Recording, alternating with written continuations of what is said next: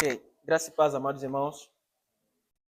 Dou mais uma vez graças a Deus por estar aqui.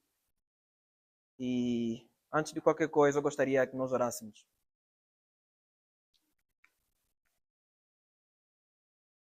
Senhor Deus Todo-Poderoso, Criador dos céus e da terra, do mar e das fontes das águas.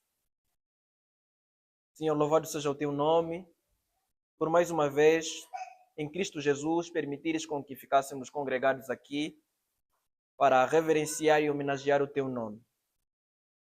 Deus, muito obrigado pela tua graça, obrigado por toda a bondade, obrigado, Senhor, pelo perdão dos nossos pecados. Senhor, pedimos que o Senhor nos conduza durante o momento do culto que estamos a ter. Assim como o Senhor está conosco desde o princípio, que o Senhor continue a estar conosco até o fim. Eu me entrego, Senhor Rei da Glória, diante de Ti, e sendo sensível o facto de que sou incapaz de fazer alguma coisa sem a ajuda do Senhor, humildemente rogo, Senhor, pela Tua graça, e peço que o Senhor me ajude a fazer a Tua vontade de forma ordeira. Que o Senhor me ajude a expor a Tua palavra com santidade, com pureza, com verdade. E, acima de tudo, o Teu nome seja glorificado e reconhecido. Deus, eu peço também que o Senhor amoleça o coração dos irmãos e conceda ânimo para que possamos ouvir a Tua palavra e nos alegrar juntamente. Em nome do Senhor Jesus Cristo, esta é a minha oração, eu te peço de hoje para sempre. Amém. Ok, louvado seja Deus. E hoje estamos aqui mais uma vez para falar a respeito do Senhor. Eu gostaria primeiramente de dizer aos irmãos que é bom os irmãos estarem aqui, é bom ver os irmãos aqui.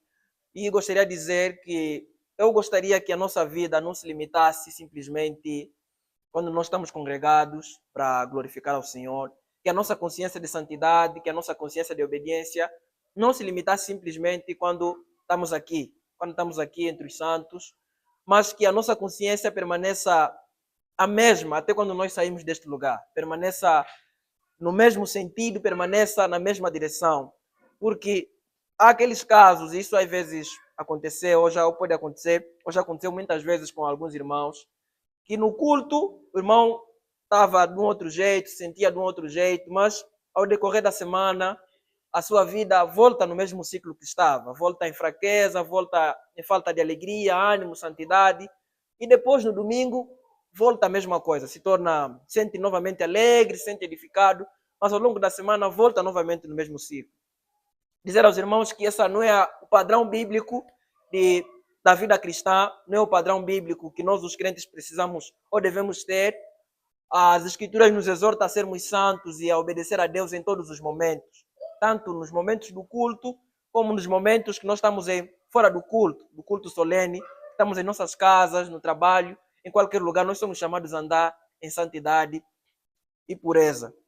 Então, esse é o meu desejo, que os irmãos tenham a consciência que esse momento que estão a viver aqui, esse momento que estão a presenciar diante do Senhor, que quando saírem desse lugar, levem também em consideração, levem em seus corações, levem com seriedade, levem o temor, levem o respeito, levem a obediência a Deus em tudo. Bem, hoje eu quero falar com os irmãos vamos falar sobre a morte e ressurreição de Jesus Cristo. Vamos falar sobre o impacto que isso tem nas Escrituras, qual é o significado e qual é a importância de ter conhecimento constante a respeito desses dois assuntos para a fé. Mas antes de nós começarmos a falar sobre a morte e a ressurreição de Jesus Cristo, nós primeiro precisamos falar de quem é Jesus Cristo, precisamos falar dessa pessoa, como é que ele era antes de morrer e antes de ressuscitar. Então, a leitura primeiramente nós vamos fazer em Lucas, capítulo 24, 23 e 24, que descreve a sua morte e também a sua ressurreição. Lucas, capítulo 23, vamos ler o versículo 44. Depois vamos ler o Lucas, capítulo 24. Diz assim a palavra do Senhor. E era já quase a hora sexta, e houve trevas sobre toda a terra, até a hora nona. E o sol se escureceu, o véu do templo rasgou-se ao meio. Rasgou-se ao meio. E Jesus, gritando em alta voz, disse: Pai, nas tuas mãos entrego o meu espírito. E tendo dito isto, ele rendeu o espírito. Ora, quando o centurião viu o que estava feito, ele glorificou a Deus, dizendo: Certamente este era um homem justo. E toda a multidão que se juntara para observar, vendo as coisas que estavam feitas, retornavam batendo no peito. E todos os seus conhecidos, as mulheres que haviam seguido desde a Galileia, estavam de longe vendo estas coisas. E eis que havia um homem de nome José, um conselheiro, ele era um homem bom e justo, que não tinha consentido no conselho nos atos deles. Ele era de Arimateia, cidade dos judeus. Ele também esperava o reino de Deus. Este homem foi a Pilatos e implorou pelo corpo de Jesus, e havendo tirado, envolveu num pano fino e o deitou em um sepulcro lavrado na rocha, onde nenhum homem ainda havia sido posto.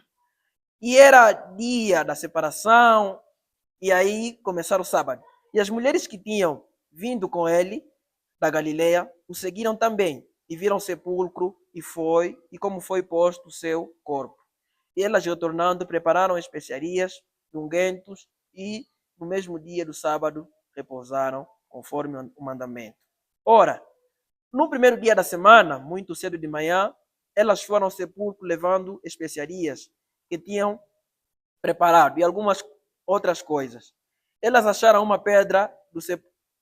Eles acharam a pedra do sepulcro removida, e elas, entrando, não acharam o corpo do Senhor Jesus.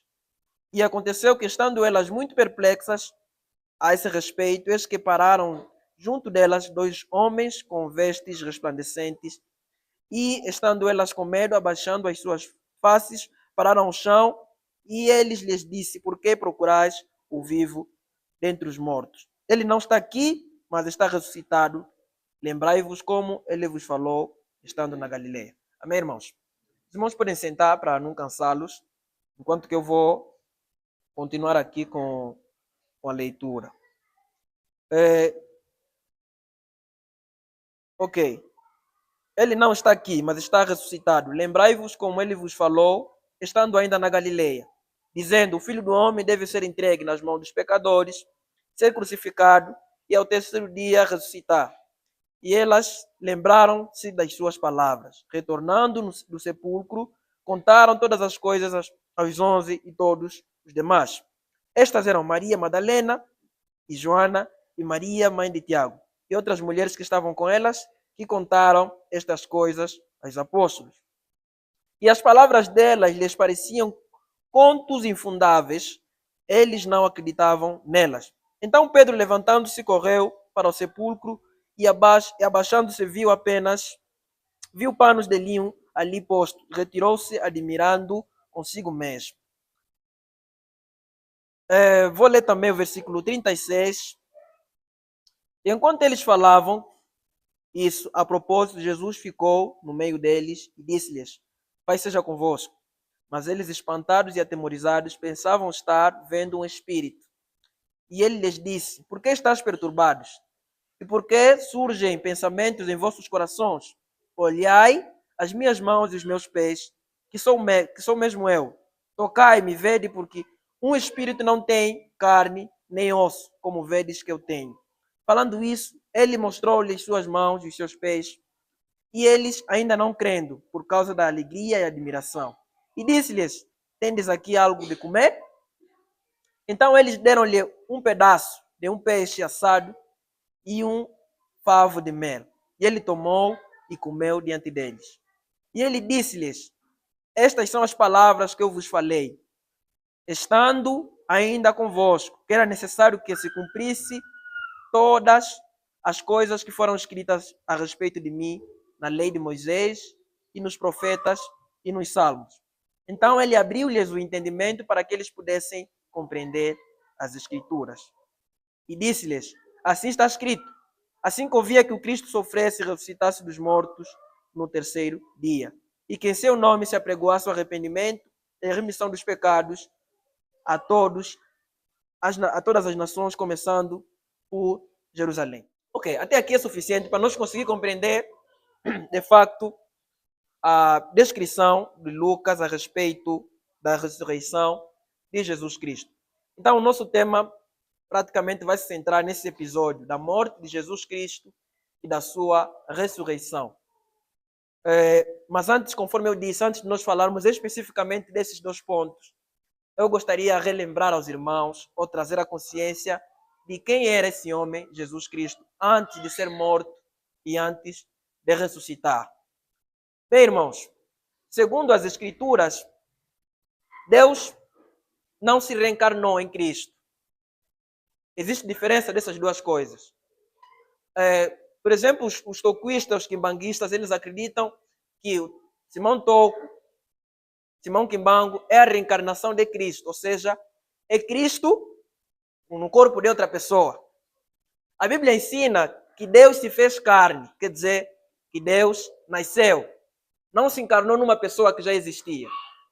Jesus Cristo, ou seja, Jesus Cristo não era uma pessoa que já existia e que Deus chegou, se encarnou nessa pessoa. Não.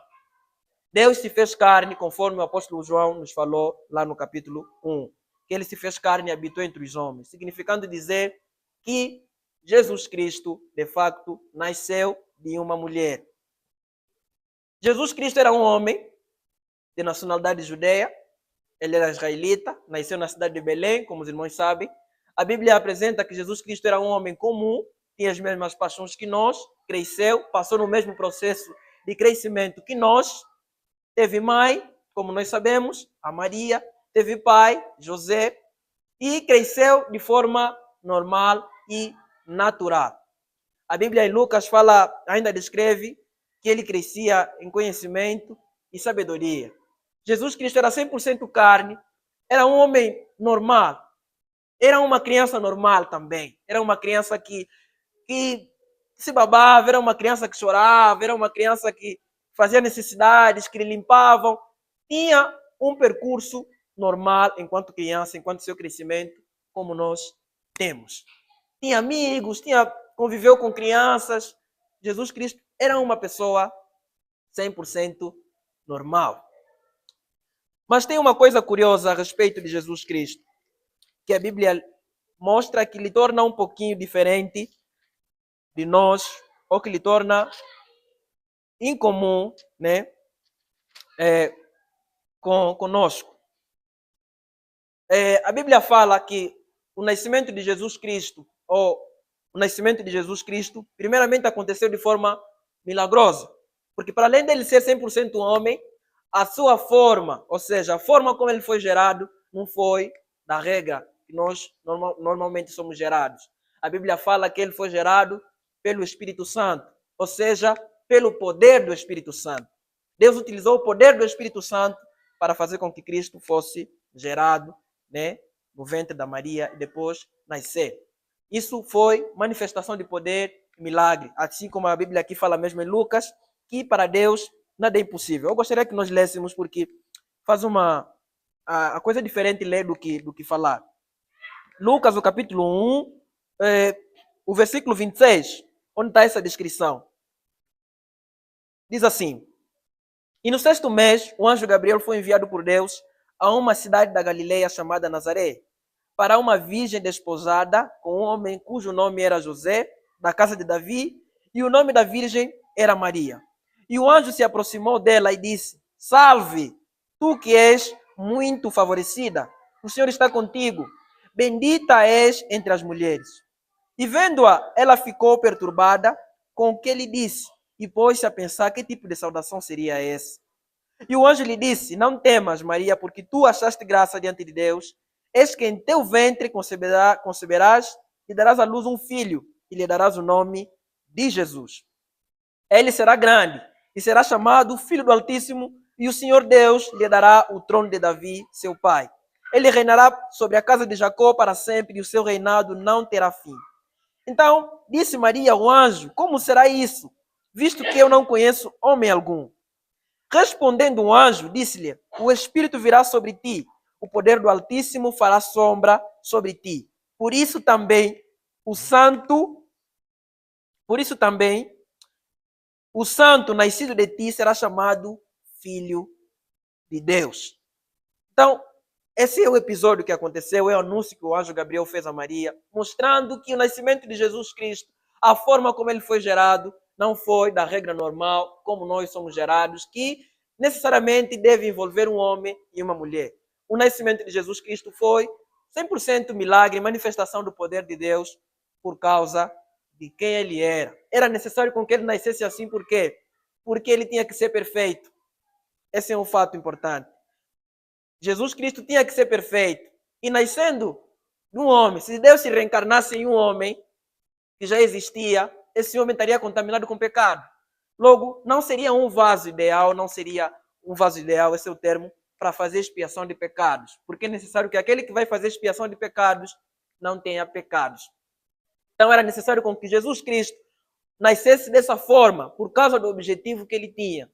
O nascimento de Jesus Cristo, irmãos, é uma coisa programada por Deus. É uma coisa delineada. Não foi alguma coisa que Deus começou a agir de forma impulsiva. Por isso que quase todas as coisas que Deus fez através de Cristo, ou cenário de Jesus Cristo, tem uma explicação racional biblicamente. Como é o caso do nascimento, dele nascer pelo poder do Espírito Santo. Ou seja, de ser gerado pelo poder do Espírito Santo. Porque algumas pessoas se perguntam qual era a necessidade de ser desse jeito. Por que tinha que ser uma virgem? E por que o Espírito Santo tinha que ter influência de Deus? Por que não nasceu só já de alguém e depois cresceu? A resposta é porque era necessário que aquele que viesse para remir a humanidade dos pecados tinha que ser perfeito, tinha que ser uma pessoa sem pecado. Jesus Cristo, sendo gerado pelo poder do Espírito Santo, nasceu 100% uma pessoa santa e perfeita, sem pecado. Apesar da sua humanidade que ele tinha, de ser uma pessoa humana, ele era também um ser 100% perfeito. Ele foi a primeira pessoa que uniu, ou seja, que teve essas duas unidades assim, ou essas duas naturezas, e elas não entraram em conflito, sendo homem e ao mesmo tempo sendo perfeito, né? Isso depois de Adão já não aconteceu e ninguém era capaz de estar nessa condição. Antes de Adão pecar, Adão era perfeito e era 100% humano, mas Cristo, né, também nasceu, mesmo estando no pecado no mundo, nasceu perfeito e permaneceu 100% homem. Então o nascimento de Jesus Cristo foi distinguido dessa forma por causa do propósito que tinha de vir remir a humanidade. E outro episódio também importante que eu gostaria que os irmãos pensassem, ou que nós refletíssemos e analisássemos, é a questão do que aconteceu quando Jesus Cristo nasceu, que lhe faz distinguir, que lhe faz ser um pouquinho diferente da maioria. Está mesmo aqui também Lucas no capítulo 2, o versículo 8. E diz assim: e havia naquela mesma região pastores que estavam no campo, vigiando durante a noite o seu rebanho. E eis que o anjo do Senhor veio sobre eles, e a glória do Senhor brilhou ao seu redor, e eles ficaram com medo. E o anjo disse: não temais, porque eis que vos trago boa nova de grande alegria, que será para todo o povo. Porque vos nasceu nesse dia, na cidade de Davi, um Salvador, que é Cristo, o Senhor. Isto vos será por sinal: acharás o bebê envolto em faixas de pano, deitado em uma manjedoura. E de repente estavam ali um anjo com uma multidão de exércitos celestiais louvando a Deus, dizendo: glória a Deus na terra, glória a Deus nas alturas, e paz na terra, boa vontade com os homens. Então esse episódio também marcou o nascimento de Jesus Cristo, mostrando que ele não era que não era simplesmente só mais um menino que nasceu, mas que era um menino que estava destinado a um destino muito diferente do que nós estávamos habituados. Então essas são as peculiaridades que Jesus Cristo teve durante o seu nascimento. E como homem, ele viveu de forma normal, conforme eu já disse nos irmãos, trabalhou e tudo mais, nos deixou um conjunto de princípios. A vinda do Senhor Jesus Cristo não foi simplesmente para morrer na cruz, e nos remir dos nossos pecados. A vinda do Senhor Jesus Cristo foi também com o propósito de nos ensinar como servir a Deus. Por isso que nós utilizamos a pessoa de Cristo, o seu porto, como um modelo de serviço a Deus.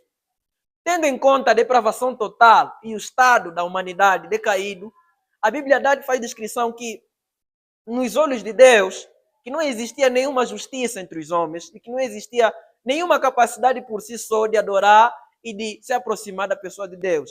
Então Jesus Cristo não tinha só o trabalho de remir a humanidade do pecado, mas também tinha o trabalho de ensinar como nós deveríamos caminhar e como nós deveríamos servir ao Senhor.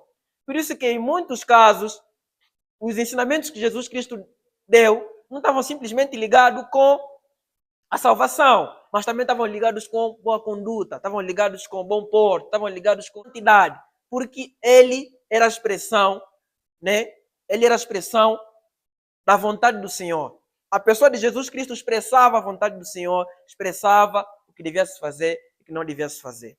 E Deus colocou Cristo numa posição, conforme a Bíblia faz menção, de que tudo que Jesus Cristo fez era objeto, ou seria um objeto da nossa imitação. Quando o Senhor Jesus Cristo se manifestou lá na transfiguração, o testemunho que Deus do Pai deu a respeito prova isso. Porque lá o testemunho diz de que esse é meu filho amado, ouvi o que ele diz. Isso significa dizer que Deus, o Pai, confiava totalmente em Cristo, como sendo o embaixador, como sendo um profeta, como sendo aquele que poderia passar todos os ensinamentos ou todos os princípios do caminho da verdade para a humanidade com relação a Deus. Então Jesus Cristo teve essa trajetória toda. Foi uma pessoa muito amável. Eu preciso falar disso de forma humana, apesar de que nós já sabemos, mas precisamos ter isso aqui em mente. Jesus Cristo foi uma pessoa muito amável, foi uma pessoa muito humilde, foi uma pessoa 100% inteligente, sábio, e viveu de forma honesta e pura diante de nós, enquanto ele esteve aqui.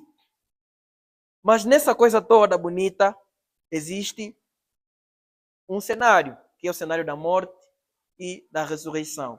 Mesmo tendo todos esses atributos, mesmo sendo essa pessoa tão especial que Jesus Cristo foi, havia necessidade de morrer. Havia obrigação de morrer. A morte de Jesus Cristo, a exigência de Jesus Cristo morrer, irmãos, não era simplesmente fruto de uma deliberalidade que ele teve, por amor à humanidade, de morrer. Mas, segundo a justiça de Deus, era uma obrigação. Era uma obrigação por quê? Porque para salvar, havia necessidade de haver derramamento de sangue. Havia necessidade de haver morte. Ou seja, o que Jesus Cristo fez, na verdade, conforme as Escrituras falam, Jesus Cristo morreu em nosso lugar. Esse é o termo que nós utilizamos. Morrer em nosso lugar significa dizer que se Jesus Cristo não morresse em nosso lugar, nós poderíamos morrer. Esse é o significado. Então, Jesus Cristo, a morte de Jesus Cristo, o facto de Jesus Cristo vir para morrer, não foi simplesmente um desejo que ele teve de querer fazer, de querer salvar a humanidade. Mas, dentro da justiça de Deus, dentro dos padrões de Deus, era uma obrigação morrer, se de facto ele queria ou quisesse salvar a humanidade do pecado. Não era uma simples deliberação, era uma obrigação. Jesus Cristo morrer e sofrer e passar tudo o que ele passou com o objetivo de salvar e remir o seu povo por causa da justiça de Deus. A ira de Deus, irmãos, precisava ser despejada. A ira de Deus precisava ser satisfeita. E se Jesus Cristo não morresse na cruz, de facto, ela seria satisfeita, nós seríamos totalmente destruídos. A condição de condenação que os ímpios estão é uma condenação de morte, é uma sentença de morte. Significa dizer que tarde ou cedo, eles definitivamente vão ter que ser destruídos, ou seja, vão morrer, porque não creram em Cristo Jesus. E logo o sacrifício que Jesus Cristo fez não vai ter um efeito direito com eles.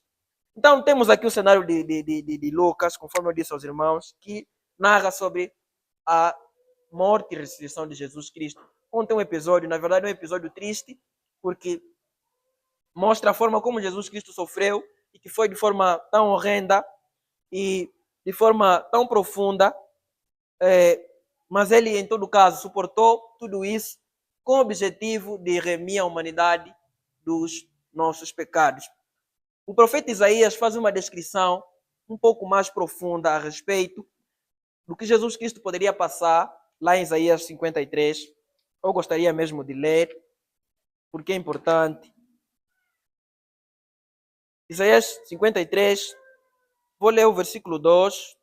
O capítulo 53, versículo 1, diz assim: quem deu crédito quem tem acreditado em nosso relato? E a quem é o braço do Senhor relevado? Porque ele crescerá diante dele como uma terra planta e como uma raiz da terra seca. Não tem forma nem formosura, e quando nós viermos a vê-lo, não haverá beleza para que nós possamos desejá-lo. Ele é desprezado e rejeitado dentre os homens, um homem de dores e familiarizado com tristeza. E nós escondemos dele a nossa face. Igualmente, ele foi desprezado e nós o tivemos por nada. Certamente ele suportou as nossas dores e carregou nossa tristeza. Contudo, nós o consideramos atingido, ferido de Deus e afligido. Porém, ele foi ferido por nossas transgressões, ele foi magoado por nossas iniquidades, o castigo que nos traz a paz estava sobre ele, e pelos seus açoites que o feriram, nós somos curados. Todos nós, como ovelhas, temos nos desviado, nós temos nos afastado, cada um para o seu próprio caminho. E o Senhor tem posto sobre ele a iniquidade de todos nós.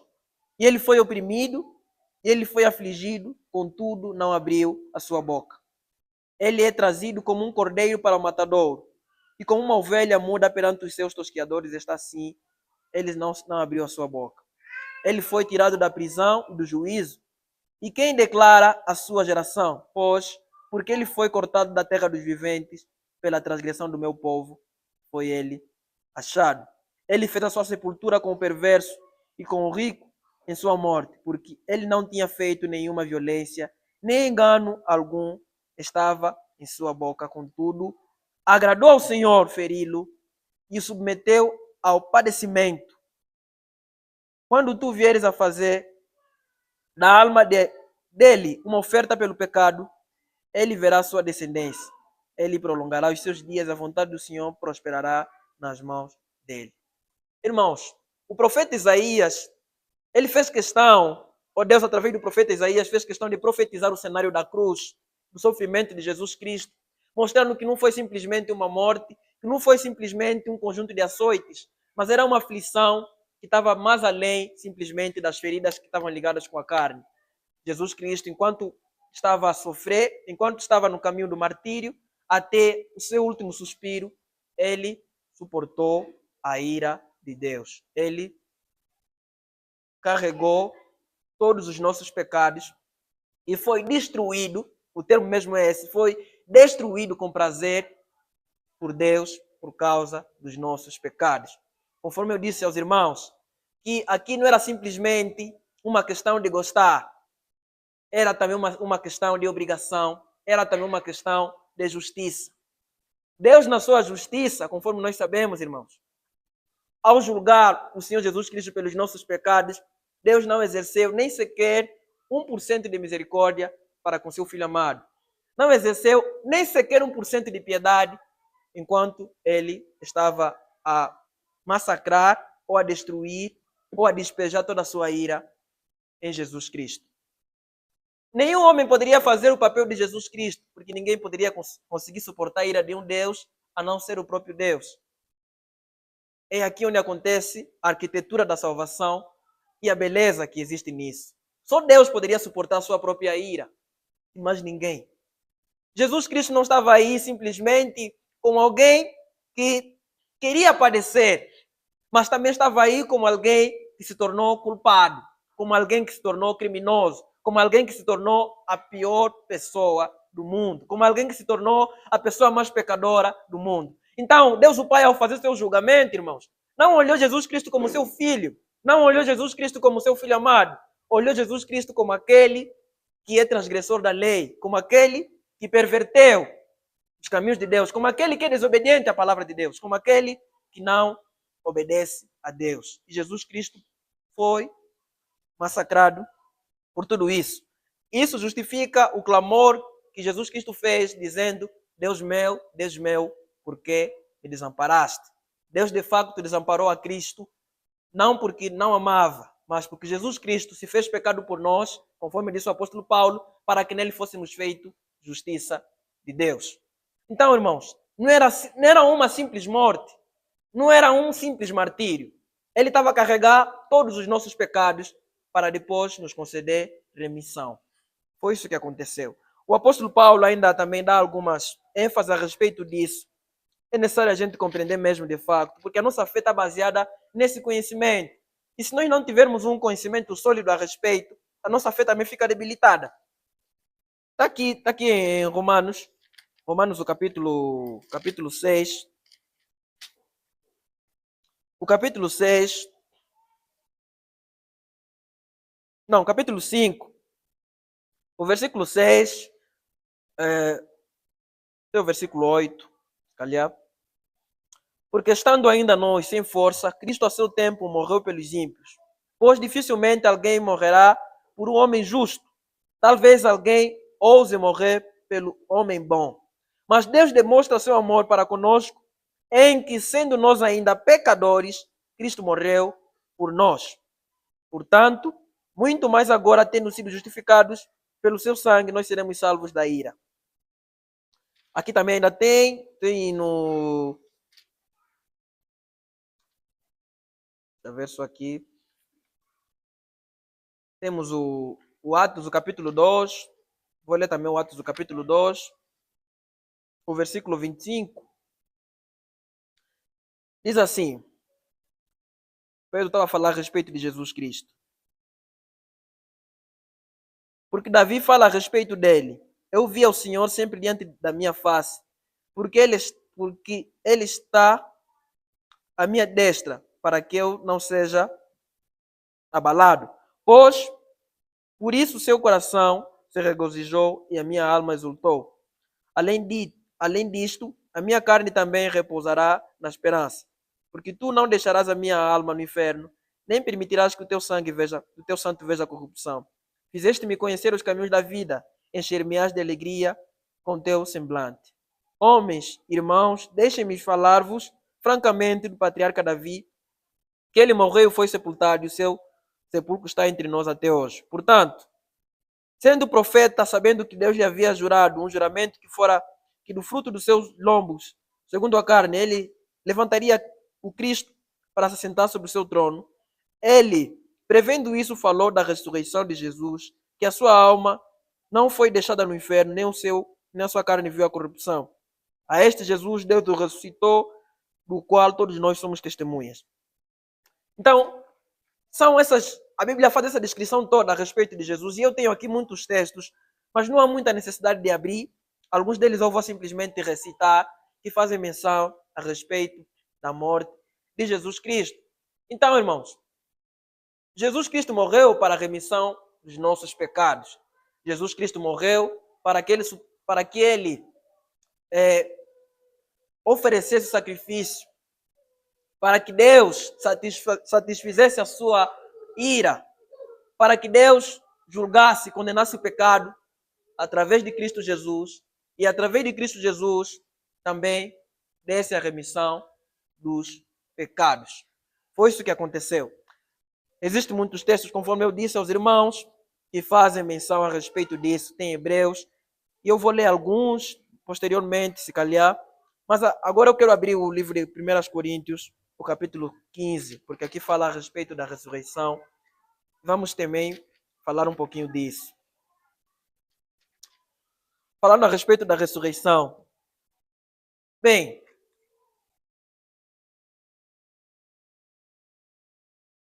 o plano da salvação não terminou simplesmente na morte de Jesus. Ela terminou com a ressurreição e a ascensão de Jesus Cristo. A Bíblia fala em Efésios, o apóstolo Paulo disse que quem ressuscitou Jesus Cristo dentre os mortos foi Deus. Deus ressuscitou Jesus Cristo dentre os mortos com seu poder. Mas por que Deus ressuscitou Jesus Cristo? Se foi o próprio Deus quem matou o Senhor Jesus Cristo. Por que Deus ressuscitou Jesus Cristo se foi Ele quem matou? Para isso, nós precisamos recordar uma vez, aqui aprendíamos também com o irmão Albino, quando falávamos sobre Hebreus, falávamos sobre sacrifício. A Bíblia diz, irmãos, que todo o sacrifício que se fazia antigamente, dos bodes, a Bíblia fala que o sacrifício, o sangue dos bodes, não tinha poder para retirar nenhum pecado. Aquilo tudo era utilizado como sombra, apontando para o sacrifício perfeito que seria oferecido por Cristo Jesus. Ou seja, todos aqueles animais que foram mortos, nenhum deles conseguiu remir um pecado só. Nenhum deles conseguiu remir só um pecado. Tudo aquilo era sombra, porque não era suficiente. E a Bíblia fala lá em Hebreus que de holocaustos, sacrifícios de sangue de bodes, tu não te agradaste. E depois fala que Jesus Cristo respondeu: eis-me aqui, Senhor, e me ofereço como um sacrifício. Está lá em Hebreus, no capítulo 10, no capítulo 9 também. Então, a morte de Jesus Cristo era um sacrifício perfeito para Deus satisfazer a sua ira e ser utilizado como objeto para a remissão dos pecados. Porque era necessário com que aquele que oferecesse o sacrifício, com que aquele que fosse colocado como mediador e como objeto de sacrifício, fosse 100% santo e que não cometesse nenhum pecado. Jesus Cristo preenchia com o requisito para Deus justificar o homem. Por isso que Deus, depois de matar Jesus Cristo, depois de despejar sua ira em Jesus Cristo, Deus o ressuscitou. A ressurreição, irmãos, é a prova de que o sacrifício que Jesus Cristo fez foi aceito por Deus. A ressurreição é a prova de que Deus se agradou com o sacrifício que Jesus Cristo ofereceu para a remissão dos pecados. Por isso que Deus o ressuscitou dentre os mortos e lhe colocou nos lugares onde Cristo está e se utilizou disso para nos conceder a justificação e a santificação em Cristo Jesus. Por isso que no capítulo 5 o apóstolo Paulo diz que nós fomos justificados através da fé. Tudo isso aqui só aconteceu através da ressurreição de Cristo. Mas aqui no capítulo 15, em 1 Coríntios, tinha um problema. Os irmãos estavam a ter dificuldades de crer na ressurreição. E o apóstolo Paulo faz algumas questões retóricas, né, que levou os irmãos a refletir e também a condenar a posição que eles estavam a ter. Porque estavam a ter dúvida da salvação, ou seja, da ressurreição de Jesus Cristo. E o apóstolo Paulo mostrou a importância de crer na ressurreição. Que se não existe ressurreição, significa dizer que não existe fé. Ora, embora se pregue que Cristo dos mortos, embora se pregue que Cristo ressuscitou dos mortos, como dizem alguns de vós, estou a ler o versículo 12, alguns de vós, que não há ressurreição. Mas se não há ressurreição de mortos, então Cristo não ressuscitou. E se Cristo não ressuscitou, então é vã a nossa pregação e também é vã a vossa fé. Sim, se somos considerados como falsas testemunhas de Deus, pois testificamos de Deus que ressuscitou a Cristo, o qual nele ressuscitou, e se que os mortos não ressuscitam. Porque se os mortos não ressuscitam, então Cristo não ressuscitou. E se Cristo não ressuscitou, a vossa fé é vã. E ainda estáis nos vossos pecados. Esse é o ponto principal. Então, a ressurreição de Jesus Cristo é o contraste de que os nossos pecados foram perdoados. Se Jesus Cristo não ressuscitasse, os nossos pecados não seriam perdoados. Significa dizer que o sacrifício que Jesus Cristo ofereceu não foi aceito por Deus. E nós poderíamos permanecer sempre no mesmo estado de condenação e nenhuma alma sequer seria salva. Todos nós seríamos totalmente destruídos. Então a ressurreição, irmãos, tem um impacto muito grande na fé cristã. Até porque o próprio evangelho, a boa nova, é anunciar a morte de Jesus e a ressurreição de Jesus. O evangelho é essas duas coisas. Porque são essas duas coisas que fazem com que a pessoa tenha os pecados remidos. E são essas duas coisas que fazem com que nós fôssemos justificados diante de Deus. Eu primeiro queria fazer mesmo essa abordagem para os irmãos terem noção do que é isso, e eu vou apresentar como é que isso tem impacto e qual é o impacto que isso deve ter para as nossas vidas. Bem, primeiramente, irmãos, eu pensei em falar sobre esse assunto para a igreja porque, primeiramente, porque nós podemos correr o risco de estarmos na fé, de permanecermos no cristianismo por uma questão de costume, não por uma questão de fé. Podemos permanecer aqui, estar a vir aqui todos os dias por uma questão de costume, não por uma questão mais de fé. Nós somos cristãos por causa da fé. A fé está baseada no conhecimento. Qual conhecimento? Conhecimento de que Cristo morreu e ressuscitou dos mortos. E como consequência disso, nossos pecados foram remidos, fomos justificados, fomos santificados, seremos glorificados. Essa é a rotina da salvação. É possível, irmãos, é mesmo possível alguém estar aqui por uma questão de costume já, porque tem que estar sempre aqui, e que a sua fé em Cristo Jesus só está simplesmente nos lábios. A sua crença só está simplesmente em saber, em termos de conhecimento normal. Mas se calhar já não existe fé. Se calhar a fé já está muito fria. Se calhar o impacto da morte de Jesus Cristo, a morte e a ressurreição, já não tem significado muito profundo na tua vida. Esse é o Evangelho, irmãos. Essa é a mensagem que deve estar mais viva em nossos corações, de qualquer coisa. A estabilidade espiritual de alguém também depende da forma como ele encara a morte e ressurreição de Jesus Cristo. Porque são os pilares da fé. Essas duas coisas que aconteceram é o que marca a fé cristã. Todos que não são cristãos são aquelas pessoas que não acreditam na morte e ressurreição de Jesus Cristo. Não porque isso não aconteceu, não. O acreditar que eles não têm não é porque isso não aconteceu, não. É que eles não confiam. Esse acontecimento para eles é relativo, não tem impacto. Isso é que caracteriza a pessoa que não tem fé, que caracteriza a pessoa que não acredita.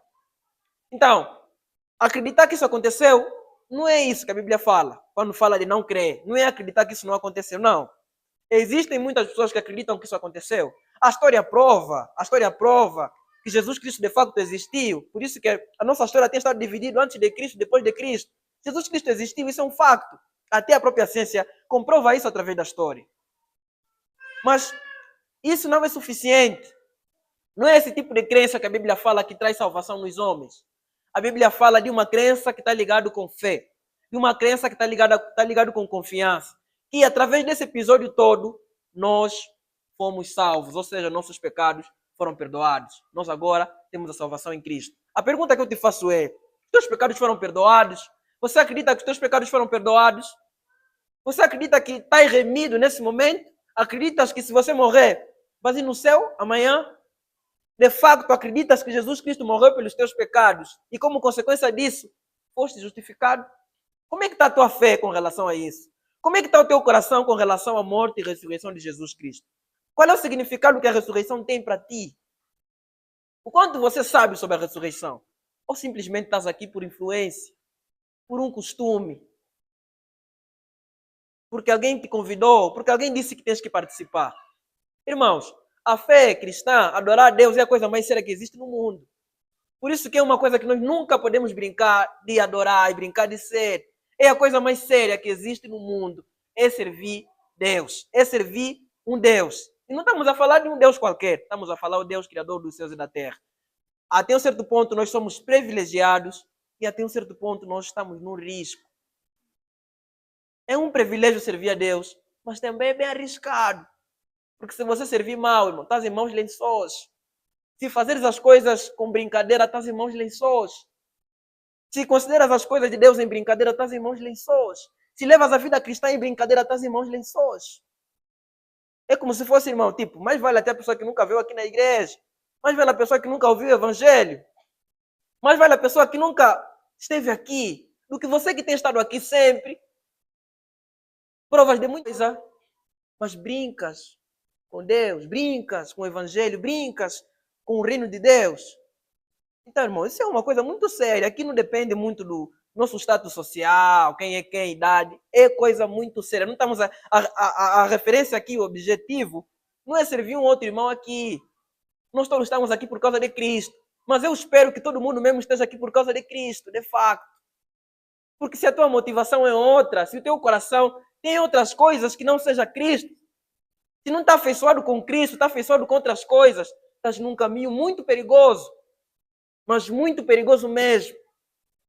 Estás aqui simplesmente para ganhar alguns benefícios, porque gostas da conduta cristã, gostas de vestir coisas assim que não são indecentes, gostas de toda a moralidade. Irmão, estás em uma condição muito péssima. Precisas urgentemente de rever a tua fé. Precisas urgentemente de rever em quem de facto tens crido. Precisas analisar de facto se você mesmo é crente ou não. Precisas analisar como é que está a tua fé. Como é que está a tua fé? Até agora permaneces em Cristo? Ou permaneces simplesmente na igreja local? Porque se a tua fé não está centrada nesse conhecimento, nessas verdades, vai se apartar do Senhor tarde ou cedo. É aquele caso das pessoas que receberam com alegria, creram por um tempo, mas por não terem raiz. Não ter raiz significa quê? Não ter raiz, irmão, significa que essa pessoa não creu. Ou seja, a sua fé não está baseada, não está enraizada na morte e ressurreição de Cristo, como a Bíblia exige que esteja. Foi simplesmente um momento, uma circunstância, uma emoção, que fez com que a pessoa ficasse parecido com crente, mas que de facto não é. O meu objetivo é colocar todos os irmãos, mas todos os irmãos mesmo, analisarem como é que está a vossa fé. Analisar se de facto tu ainda estás em Cristo ou já não estás. Como é que está o teu coração com relação às coisas relacionadas ao Evangelho? Isso é uma notícia boa, nós precisamos estar alegres. Se você já se cansa ao ouvir falar sobre Jesus, está já numa condição péssima. Se teu coração já se incomoda ao ouvir falar sobre a morte e a ressurreição de Jesus Cristo, estás em uma condição muito péssima.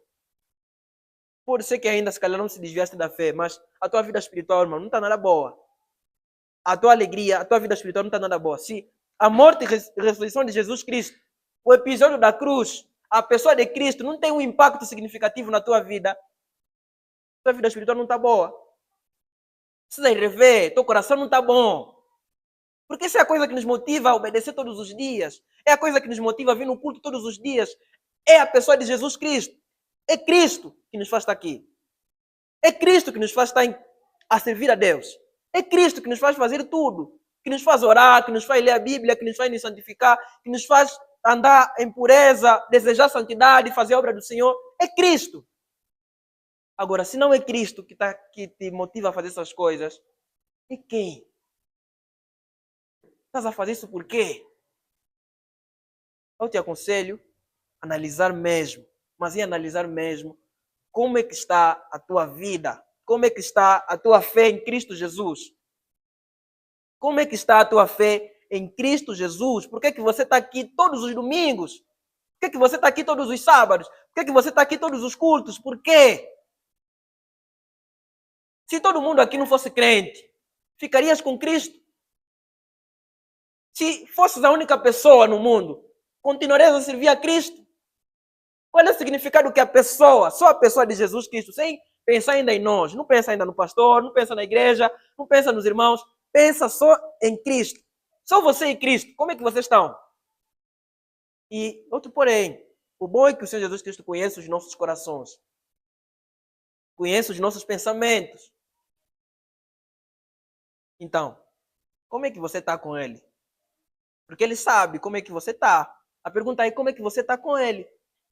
Como é que está a tua relação com Ele? Como é que está a tua consideração? Em que lugar no teu coração você coloca Cristo? Em que lugar? Em que lugar? Esse é o Evangelho, irmãos. Esse é o Evangelho. Esse é o Evangelho. Profetas, apóstolos, todos os outros que passaram, o objetivo era mesmo só trazer essa mensagem. Morte, ressurreição de Jesus. E como consequência, justificação, purificação, santificação, remissão dos pecados. Isso aconteceu. Chega um momento que esse episódio todo, de tanto nós ouvirmos, começa a se tornar um teatro. Começa a se tornar simplesmente um conto de fadas. Começa a se tornar simplesmente uma história. Até aí já é perigoso. Até aí já é perigoso. Quando o teu coração só olha nesse episódio todo como uma história, até aí já é perigoso. O que vai te fazer ser salvo é a fé em Cristo. O que te faz ser salvo é a fé em Cristo. A fé em Cristo está nessas coisas. Se a tua fé acabou, é porque nunca esteve. Se a tua fé acabou nessas duas coisas, é porque nunca esteve. Então, para quem é crente, acreditar nisso e ver a morte e a ressurreição de Jesus como um episódio o episódio mais importante do mundo. É a vida dele, é o dia a dia. É o dia a dia do crente acreditar nessas coisas. Porque isso é que motiva. Analisem, irmãos. Analisem mesmo. A vida da igreja, a vida cristã, não é uma brincadeira que nós estamos a fazer. Ser cristão não é uma brincadeira, irmãos. É uma coisa muito séria. E nós precisamos estar, de facto, assim, precisamos estar na linha, precisamos estar no caminho certo, precisamos estar conforme as Escrituras, precisamos estar a fazer as coisas piamente. Porque senão alguns de nós aqui vão ouvir aquelas palavras que Cristo disse, que não vos conheço, mas estando mesmo na comunidade, a comunidade não salva ninguém. A doutrina reformada, por si só, não salva ninguém. Quem salva é Cristo Jesus. É a pessoa de Jesus. É a pessoa de Jesus que você deve ter um relacionamento, uma relação. Porque quando não tiver irmão, que vai te impulsionar a não pecar, que vai te impulsionar a continuar a orar, a ler as Escrituras, esse conhecimento, essa fé que nós ganhamos em Cristo Jesus. Eu vou ler o Hebreus capítulo 10, porque eu acho que tem uma coisa aqui muito boa que eu preciso também falar. Quais são os benefícios que nós ganhamos com a morte e ressurreição de Jesus Cristo? É importante também porque isso faz parte do Evangelho. Na verdade, é Hebreus 9, mas a descrição toda decorre até no 10.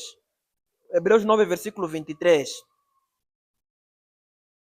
Diz assim: era necessário, portanto, que as figuras das coisas que estão no céu fossem purificadas com tais sacrifícios, mas as coisas celestiais em si seriam purificadas com sacrifícios superiores a este. Porque Cristo não entrou em um santuário feito por mãos, que são figuras do verdadeiro, mas no próprio céu, para agora aparecer na presença de Deus por nós. Nem também para se oferecer com frequência, como o sumo sacerdote entrava no santo lugar de ano em ano com sangue alheio. Está vendo? Sangue alheio. Pois, então, necessário seria ele ter sofrido com frequência desde a fundação do mundo. Mas agora, no fim do mundo, uma vez se manifestou para aniquilar o pecado pelo sacrifício de si mesmo. E como aos homens está ordenado morrer uma só vez, vindo depois do julgamento, assim também Cristo ofereceu-se uma só vez para levar os pecados de muitos, e para que aqueles que o buscam, ele aparecerá pela segunda vez, sem pecado, para a salvação. Porque a lei, tendo a sombra das coisas boas que virão, e não a imagem exata das coisas, não pode nunca, com os mesmos sacrifícios que eram contínuos oferecidos de ano em ano, aperfeiçoar os que se achegam. Se ainda fosse, não teriam deixado de ser oferecido, pois os adoradores, tendo sido uma vez purificados, nunca mais teriam consciência de pecado. Mas nesses sacrifícios, a cada ano se recordam os pecados. Porque não é possível que o sangue de tesouros de bodes tire pecados, conforme eu já expliquei. Pelo que, quando ele veio ao mundo, diz: sacrifício e oferta quiseste, mas um corpo me preparaste. Em ofertas queimadas e sacrifícios pelo pecado não tens prazer algum. Então está a falar de Jesus Cristo está falando na primeira pessoa, eu disse: eis-me aqui, na cabeça do rolo está escrito sobre mim, para fazer a tua vontade, ó Deus. Acima, quando diz sacrifícios e ofertas queimadas e ofertas pelo pecado não quiseste, nem neles tiveste prazer, as quais são oferecidas pela lei. Então ele disse: eis-me aqui para fazer a tua vontade, ó Deus. Ele tira o primeiro para que estabeleça o segundo. É um conjunto de benefícios que nós ganhamos com a morte e ressurreição de Jesus Cristo. Eu digo mesmo, infelizmente, nós temos nos esforçado um pouco para conseguir compreender as coisas, os benefícios que nós temos por sermos cristãos. Infelizmente, Infelizmente, nós temos nos esforçado pouco. E conforme eu falava a vez passada, o diabo tem se aproveitado mesmo disso, porque ele nos coloca limitações e nos faz pensar que nós somos pequenos e que ganhamos poucas coisas em Cristo para nos tentar e nos fazer não progredir ou fazer coisas maravilhosas. Quando não é isso. Um episódio bom, que eu gosto muito, é a promessa que Deus fez a Cristo. Lá em Salmos, ele disse que tu és sacerdote eterno, segundo a ordem de Melquisedeque. A Bíblia até começa, e jurou o Senhor e não se arrependerá. E tu és sacerdote segundo a ordem de Melquisedeque e não se arrependerá. Segundo a ordem de Melquisedeque, conforme está escrito. Essa promessa que Deus fez, a Bíblia lá em Salmos fala que Deus olhou ao redor, porque todo julgamento é feito com base em alguém que é superior. Por exemplo, eu só posso jurar, eu juro pelo fulano. Esse fulano deve ser superior a mim. Essa é a regra do juramento. Você não pode jurar por alguém que é inferior a ti. Então, a Bíblia fala que Deus olhou ao redor para ver se existisse alguém que fosse superior a ele, para ele fazer o juramento. E não encontrou. A Bíblia diz que Deus jurou por si mesmo, quer dizer, jurou pela sua própria pessoa, que Cristo seria considerado sacerdote segundo a ordem de Melquisedeque. Segundo a ordem de Melquisedeque, pressupõe dizer que Jesus Cristo seria um sacerdote que não poderia vir da linhagem de Levi, porque eles morriam. Já a ordem de Melquisedeque era perpétua. Jesus Cristo foi constituído como um sacerdote eterno. Significa dizer que ele estaria eternamente disposto, e como está até agora, para lidar com as nossas dificuldades. É necessário a gente compreender tudo isso a respeito da salvação, irmãos, porque nós pecamos todos os dias. Nós pecamos todos os dias. E o que vai nos dar força de levantar sempre que nós pecarmos é compreender a doutrina da salvação. Que todos os dias que nós pecamos, Cristo está disposto a nos perdoar. Que todos os dias que nós pecamos, conforme o apóstolo João disse, temos um advogado para com o Pai, Jesus Cristo, Filho de Deus, que está disposto a perdoar os nossos pecados.